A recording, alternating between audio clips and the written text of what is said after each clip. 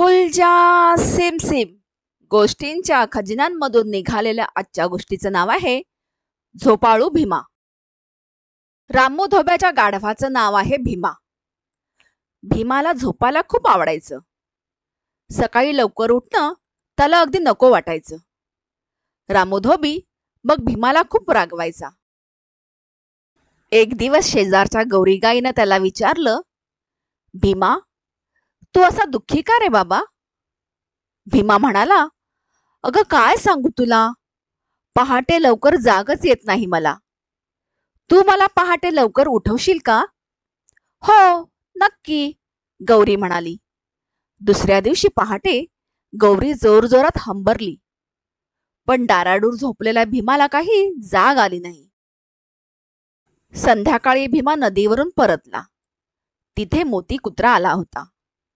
तो मोतीला म्हणाला, मोती, मला पहाटे जागच येत नाही रे, तू उठवशील का मला?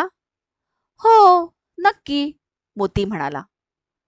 दुसऱ्या दिवशी पहाटे मोती भो भो भुंकला, पण भीमा उठला का?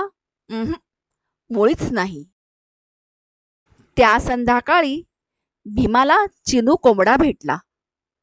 भीमा चिनूला म्हणाला, तू तर कोंबडा आहेस, तू पहाटे आरवतोस आणि सगळ्यांना झोपेतून उठवतोस.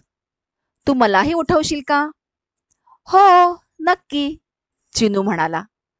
दुसऱ्या दिवशी पहाटे चिनू कुकूच कू असं जोर जोरात आरवला, पण भीमा जागा झाला का? मुळीच नाही.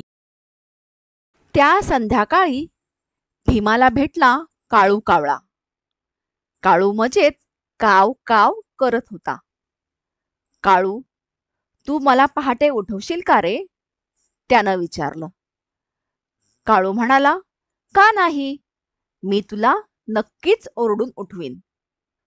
दुसऱ्या दिवशी पहाटे काळू कावळा काव काव काव काव करून थकला, पण भीमा आपला डाराडूर. भीमा बिचारा अगदी निराश झाला. दुसऱ्या दिवशी पहाटे आली एक माशी आणि बसली जाऊन भीमाच्या नाकाशी. आक्षी आक्षी जोरदार शिंका येऊन भीमा ताडकन उठला. अरे च्या, कसा बरं उठलो झोपेतून आज लवकर? मी उठवलं तुला, माशी म्हणाली. खरंच? तू मला असं रोज पहाटे उठवशील का? हो, नक्की, माशी म्हणाली. भीमा आता खुश झाला. माशीची युक्ती त्याला पहाटे उठवायला चांगलीच उपयोगी पडली.